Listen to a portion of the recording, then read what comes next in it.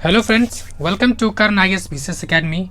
Friends, हम लोग जो शिक्षक भर्ती है तो प्रैक्टिस सेट देख रहे थे, उसी में सब्जेक्ट वाइज, जी हाँ, सब्जेक्ट वाइज जो एनसीईआरटी, जी हाँ, एनसीईआरटी का जो एमसीक्यू है, साथ ही साथ एससीईआरटी का, दोनों आपको 1 से 2 दिन में कवर कर दिया जाएगा, ताकि आप लास्ट टाइम जो अपने गति है उसको ऑथेंटिसिटी के साथ धार दे सके। तो चलिए पहले इतिहास को देखते हैं। ये 6 to 8 है, यहाँ पे देख सकते हैं 6 to 8 हिस्ट्री को।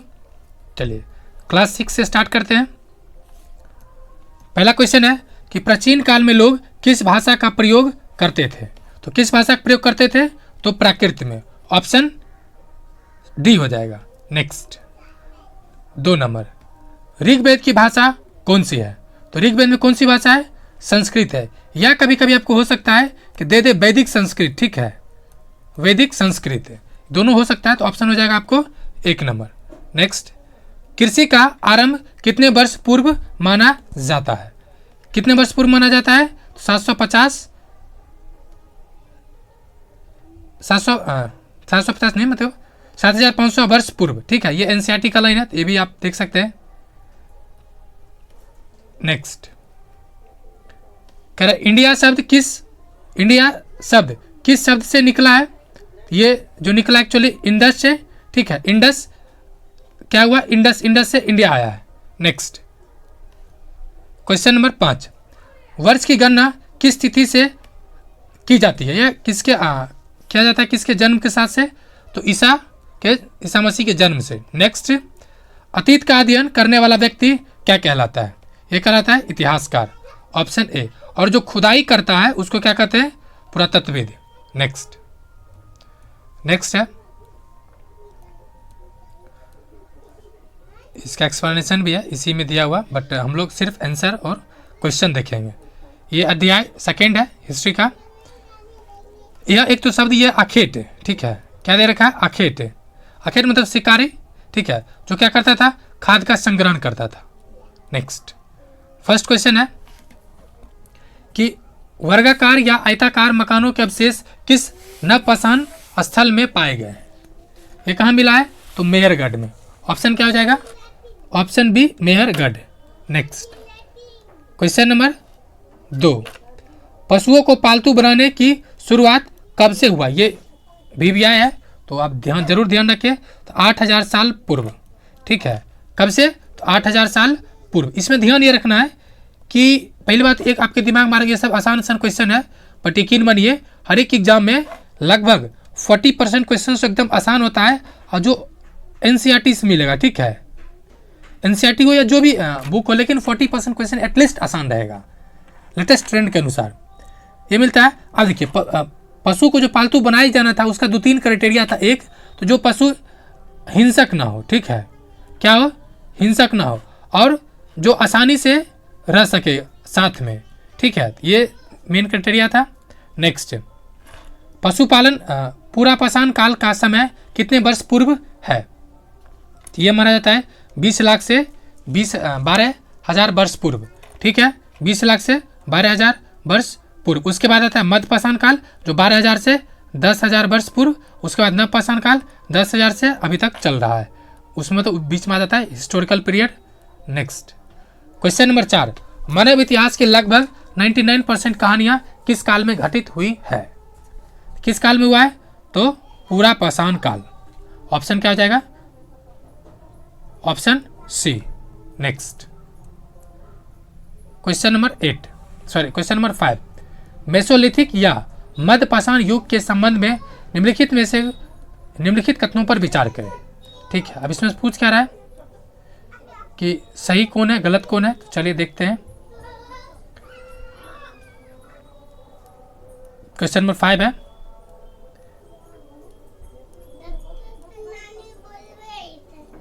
यानी पहला क्या है कि मेसोलिथिक या मध्यपाषाण युग के संबंध में निम्नलिखित कथनों पर विचार करें। पत्थर के औजार को माइक्रोलिथिक कहा। माइक्रो मतलब छोटा, ठीक है, माइक्रो कहते हैं माइक्रो अर्थव्यवस्था, यानी छोटा छोटा पार्ट। जी हाँ, छोटा था औजार। पत्थर के औजार बड़े आकार में थे? जी नहीं, छोटा था। माइक्रो मतलब छोटा ही। इस अवधि के दौरान पुराने किस्म के औजार अनुपस्थित थे? जी नहीं, एक्चुअली इसको थोड़ा समझ लिए। एक तो औजार छोटा था यानी माइक्रो था, दूसरा क्या था कि जो पुराना औजार था वो भी यूज में था, लेकिन नए नए औजार भी बन रहे थे। ठीक है, तो इसका क्या हो जाएगा, केवल एक सही हो जाएगा और ऑप्शन हो जाएगा सी। केवल ऑप्शन मतलब ऑप्शन ए सही है, अर्थात आंसर सी होगा। नेक्स्ट है क्वेश्चन नंबर 6। कह रहा है नवपाषाण काल के औजार के संबंध में निम्नलिखित कथनों पर विचार करें। तो चलिए विचार करते हैं क्या क्या कथन है। 2 कथन है। पहला है कि औजार पॉलिश किए गए थे। जी हाँ, ये नवपाषाण में औजार पॉलिश होने लगा था। दूसरा, ओखल और मूसल का उपयोग अनाज को पीसने के लिए किया जाता था।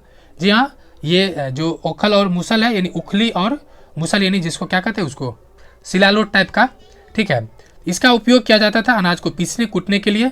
ये दोनों ही कथन सत्य है और ये ऑप्शन हो जाएगा सी। आपको ध्यान ये रखना है कि ये सब किसका है, तो नवपाषाण का है। नेक्स्ट, ये आंसर है। नेक्स्ट पार्ट हो जाएगा आपको क्लास 6 का है। देखते हैं नवपाषाण युग के पुरास्थलों में किस प्रकार के बर्तन मिले हैं। देखिए एक चीज आपको ध्यान रहे, लोहा मिला हुआ क्या नहीं, लोहा मिला है मगध के साथ। ठीक है, मगध के उत्कर्ष मतलब लोहा की खोज और मगध का उत्कर्ष संबंध है। कहाँ से होगा क्या, नहीं तो मिल क्या रहा आपको, ऑप्शन क्या मिल जाएगा, तो मिट्टी का। क्या मिला होगा, मिट्टी का। नवपाषाण होगा मतलब किसका, तो मिट्टी का। नेक्स्ट है क्वेश्चन नंबर 2। बुर्ज में किस प्रकार के निवास स्थान मिलते हैं। बुर्ज मतलब ये कश्मीर का पार्ट है और ये गर्त आवास मतलब क्या हो गया कि भूमि के अंदर मतलब गड्ढे बना के आवास को बनाया जाता था। तो क्या हो जाएगा, जमीन के नीचे। नेक्स्ट, ये आवास जमीन के नीचे क्यों बनाया जाता था, उसका कारण था हो सकता है कि जंगली जानवर से रक्षा के लिए या वर्षा से बचने के लिए या शीतलहर से होता है ना मौसम में परिवर्तन से बचने के लिए। सब एनसीईआरटी में एक्सप्लेनेशन दे रखा है। नेक्स्ट, मेहरगढ़ में कपास की खेती के प्रमाण कितने वर्ष पूर्व मिले हैं। क्या मिला है, 7000 वर्ष पूर्व। ऐसा माना जाता था कि मेहरगढ़ ही सबसे पुराना स्थल था कृषि के दृष्टिकोण से। लेकिन अब जो नया मिला है लहुरा देव, ठीक है, यहाँ पर लगभग 9000 वर्ष पूर्व का कृषि साक्ष्य मिला है जो लेटेस्ट है। Next question number 4। Question number 4 कह रहा है पिरामिडों में दफनाकर सुरक्षित किए रखे गए शवों का क्या कहा जाता है। यानी उसमें जो रखा जाता है उसको क्या कहा जाता है, तो मम्मी कहा जाता है। ठीक है, एक मम्मी फिल्म भी था, मम्मी के नाम से या मम्मी एक फिल्म भी था, उसमें मम्मी को दिखाया जाता है और सब निकल जाता है मतलब भूत बन के, हॉलीवुड का है। हड़प्पा की नगर नियोजन की अनूठी विशेषता के बारे में निम्नलिखित कथनों पर विचार करें। चलिए देखते हैं कथन कौन कौन है। पहला है घर समान रूप से एक मंजिला होते थे। घर समान रूप से एक मंजिला होते थे, ऐसा नहीं था।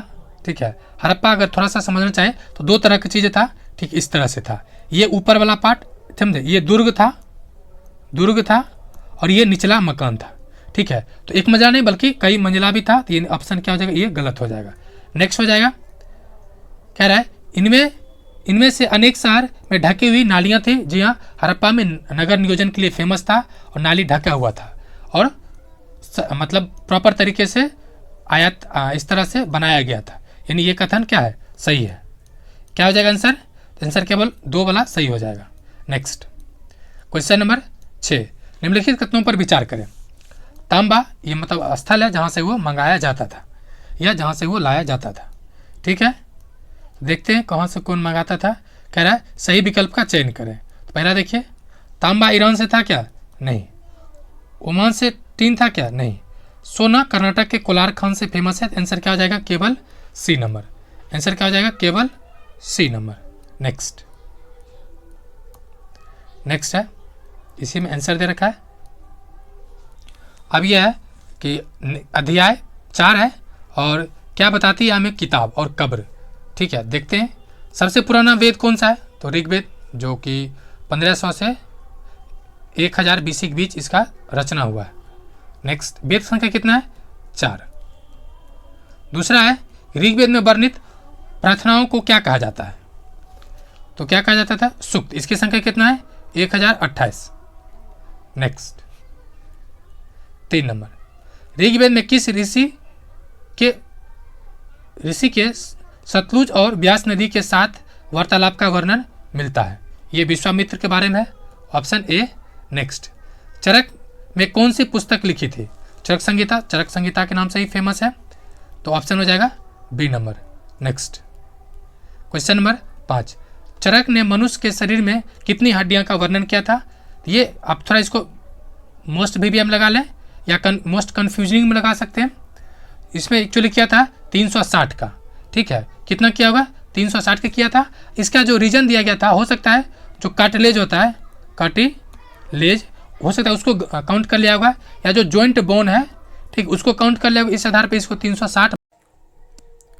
6 नंबर है, ऋग्वैदिक काल के दौरान प्रचलित राजनीतिक व्यवस्था के बारे में निम्नलिखित में से कौन सा कथन सही है? कथनों पर विचार करें।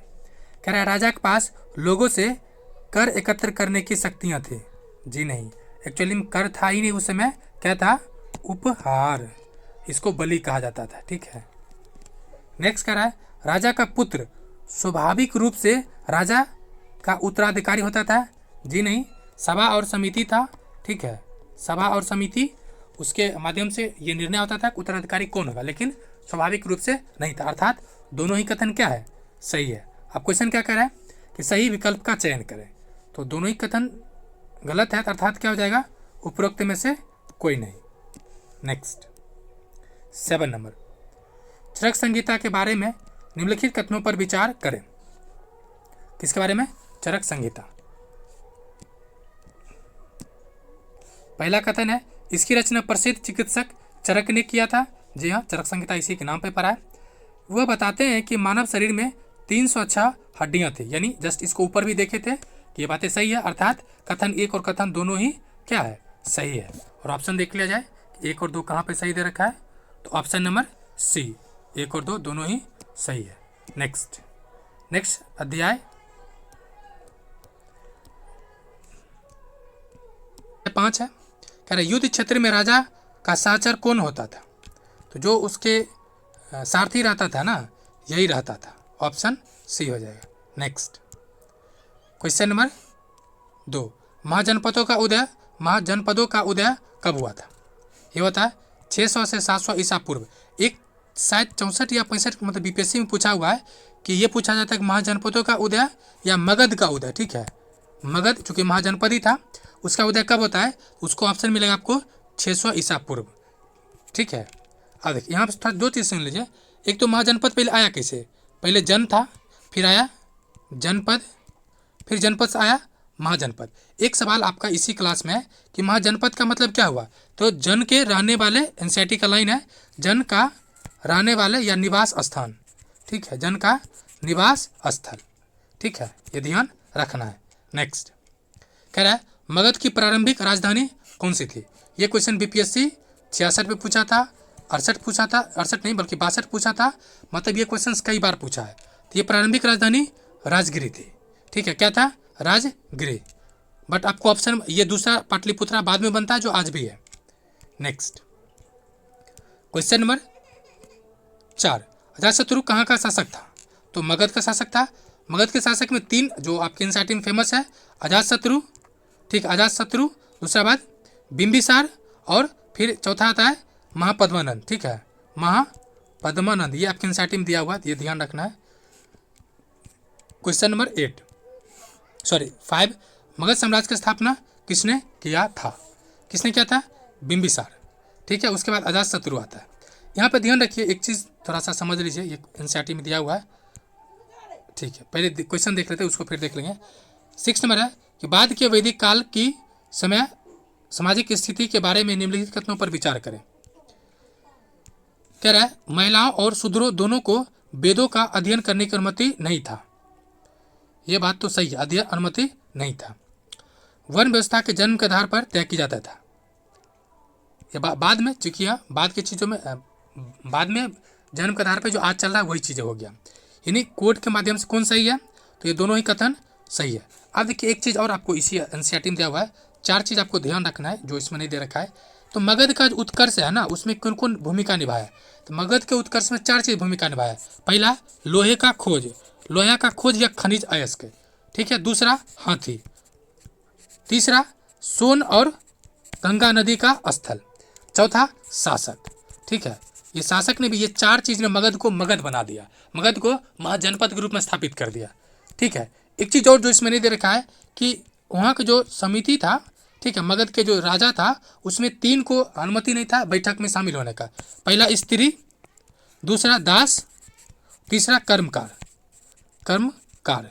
ठीक है। एक चीज जो जैसे कि मगध के समय जो, हाँ, इस चैप्टर में जो शूद्र था, ठीक है, शूद्र किसे कहा जाता था और शिल्प किसे कहा जाता था? तो शिल्प जो था, शूद्र मतलब सभी का सेवा करने वाला था और शिल्प मतलब कृषि कार्य करने वाला था, ठीक है। कृषि कार्य करने वाला था। ये चीज़ आपको ध्यान रखना जो आपकी इस बुक में दिया हुआ है, इसमें नहीं दे रखा है एक्सप्लेनेशन में, बट उसमें बुक में दे रखा है। नेक्स्ट अध्याय 7 है, नए प्रश्न पर विचार करें, ठीक है। प्रश्न को देखते हैं। बौद्ध धर्म के संस्थापक थे, कौन है? सिद्धार्थ। क्वेश्चन नंबर 2, महात्मा बुद्ध ने अपने पहला उपदेश कहाँ दिया था? कहाँ दिए थे ये? तो सारनाथ में। और पहला उपदेश क्या कराता है? धर्म चक्र परिवर्तन। नेक्स्ट 3 है, संस्कृत भाषा के व्याकरण की रचना करने वाले महान विद्वान थे, कौन थे? पाणिनि थे। कौन थे? पाणिनि। नेक्स्ट, जैन धर्म की शिक्षाएं कहाँ लिखी गई थी? तो वल्लभी। वल्लभी कहाँ पर है? गुजरात में। कहाँ पर है? गुजरात में, जहाँ पर द्वितीय बौद्ध संगीति हुआ था। कहाँ हुआ था? वल्लभी गुजरात, जहाँ पर द्वितीय बौद्ध संगीति हुआ था। क्वेश्चन नंबर 5, जैन धर्म का मुख्य महाव्रत कौन था? मुख्य, याद रहे, मुख्य बोल दिया है, तो मुख्य महाव्रत कौन था? तो ब्रह्मचर्य। ये किसने जोड़ा? तो ये महावीर जी जोड़े थे, ठीक है। महावीर जी 5वें महाव्रत को जोड़े, ये था ब्रह्मचर्य। नेक्स्ट क्वेश्चन नंबर 6, पाणिनि के संबंध में निम्नलिखित कथनों पर विचार करें। उन्होंने संस्कृत के लिए व्याकरण तैयार किया था, ये बातें सही है। दूसरा कथन है कि उन्होंने एक विशेष क्रम में स्वर और व्यंजनों की व्यवस्था किया था, जी हाँ। यानी दोनों ही कथन क्या है? सही है, ऑप्शन सी हो जाएगा। नेक्स्ट क्वेश्चन नंबर 7, बौद्ध संघ के संबंध में निम्नलिखित कथनों पर विचार करें। बौद्ध संघ, तो पहला है कि बौद्ध धर्म के नियमों का उल्लेख सुत्त पिटक में किया गया है, सुत्त पिटक में किया गया, ये बातें सही है। दूसरा है पुरुष और महिला दोनों के लिए अलग अलग शाखाएं थे, यानी ये भी कथन सही है। और बौद्ध धर्म में पहली जो महिला शामिल हुई वो प्रजापति गौतमी थी, जो गौतम बुद्ध का मौसी थी। और कहाँ पे शामिल हुई थी? वैशाली में। कहाँ? वैशाली में। यानी ऑप्शन क्या हो जाएगा? 1 और 2 दोनों ही कथन सही है। क्या है? अध्याय 7, अशोक जो एक महायोद्धा कह सकते हैं, जो बाद में युद्ध को भी त्याग देता है। क्वेश्चन 1 कह रहा है, अशोक ने युद्ध नीति को किस युद्ध के उपरांत त्याग किया था या बाद त्याग किया था? तो ऑप्शन ए हो जाएगा, कलिंग युद्ध। किसके बाद? तो कलिंग युद्ध। नेक्स्ट 2 नंबर है, मौर्य वंश का संस्थापक कौन था? कौन था? Chandragupta Maurya. Next question number 3, Ashok के राजा बनने के कितने वर्ष बाद कलिंग युद्ध हुआ था? तो ये कितने वर्ष बाद हुआ था? तो 8 वर्ष बाद। 269 में वो शासक बनता है और 261 में ये युद्ध होता है, बीसी में। 4, अशोक के अधिकांश शिलालेख किस भाषा में थे? ध्यान रहे, इसमें अधिकांश लगा रखा है, तो प्राकृत भाषा में था। नेक्स्ट क्वेश्चन नंबर 5, कलिंग का आधुनिक नाम क्या था? कलिंग जो कि क्या है? तो उड़ीसा है। 6 नंबर, मौर्य काल के महत्वपूर्ण शहरों के बारे में निम्नलिखित कथनों पर विचार करें। चलिए कथन देख लेते हैं क्या क्या दे रखा है। फर्स्ट है, तक्षशिला उत्तर पश्चिम प्रांत का प्रवेश द्वार था, जी हाँ, तक्षशिला उत्तर पश्चिम का प्रवेश द्वार था। नेक्स्ट है, उज्जैन उत्तर से दक्षिण भारत के मार्ग पर था, ये बातें भी सही है। उज्जैन जो मध्य प्रदेश का देखते सिपरा नदी जहाँ महाकाल नगरी है, तो ये दोनों ही कथन क्या है? सही है। अध्याय 8 है, इसका क्वेश्चन देखते हैं, खुशहाल गांव और समृद्ध शहर। पहला क्वेश्चन है कि दक्षिण भारत अर्थात तमिल क्षेत्र में बड़े भूस्वामियों को क्या कहा जाता था? तो क्या कहा जाता था? वेल्लार। ये काफ़ी इंपॉर्टेंट है, एक बार ये पूछ भी चुका है, ठीक है। क्या कहा जाता था? Vellar. Next question number 2, Tamil क्षेत्र में भूमिहीन मजदूरों को क्या कहा जाता था? तो कहा जाता था ऑप्शन सी कडेसियर। कडेसियर क्या कहा जाता है? कडेसियर। ये भूस्वामी, ये भूमिहीन। 3 नंबर, सबसे पुराने सिक्कों को क्या कहा जाता था? तो आहत मुद्रा। आहत मतलब इस पर मोहर मारा रहता था एक तरह से। नेक्स्ट 4 नंबर, कुषाणों की दूसरी राजधानी कौन सी थी? तो मथुरा था। क्या था? मथुरा। 5 नंबर, वैलकूप किसके लिए प्रयुक्त था? वैलकूप किसके लिए प्रयुक्त होता था? तो इसमें होता था कि कूड़ेदान के लिए, नाली के लिए और घुस खाना के लिए। गुसल खाना होता है ना एक तरह से, मतलब कि इसका क्या हो जाएगा? तीनों ही सही हो जाएगा। नेक्स्ट 6 नंबर है, निम्नलिखित कथनों पर विचार कीजिए। चलिए कथन देख लेते हैं। पहला कह रहा है कि तमिल क्षेत्र में बड़े जमींदारों को कडिसियर कहा के रूप में जाना जाता था। जी नहीं, ये भूमिहीन था। क्या था? भूमिहीन। ठीक है। तमिल क्षेत्र में भूमिहीन मजदूरों को बेल्लार कहा जाता था। जी नहीं, ये भूस्वामी था। जस्ट अभी हम लोग ऊपर देखे हैं, यानी क्या आ जाएगा कि दोनों ही कथन क्या है? दोनों कथन क्या है? गलत हो जाएगा। नेक्स्ट 7 नंबर, 7 क्या है?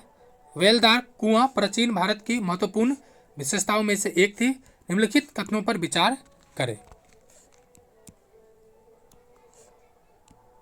वेलदार कुएं शौचालय या कचरा या नाली जैसे दिखाई देता था। जी हाँ, जस्ट हम लोग ऊपर इसको देखे थे, ये कथन सही है।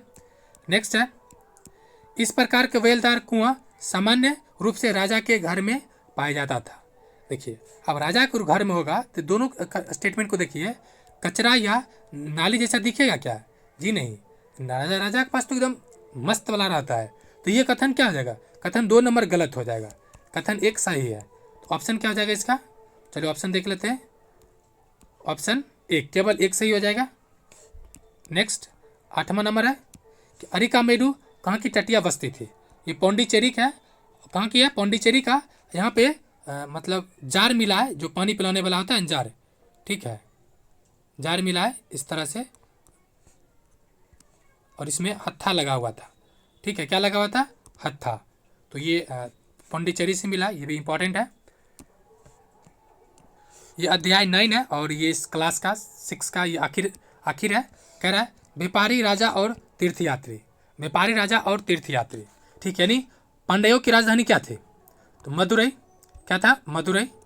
पांड्या का अंक था मदुरई। 2 नंबर कह रहा है भारत आने वाले चीनी तीर्थयात्री कौन था? ये था इत्सिंग था, फाइयान था, हुइनसोंग था। ठीक, यानी तीनों क्या है? यात्री। ऑप्शन हो जाएगा डी नंबर। बौद्ध धर्म का आरंभिक या प्रारंभिक रूप क्या था? बौद्ध धर्म एक्चुअली क्या था? सबसे पहला वाला था थेरवाद।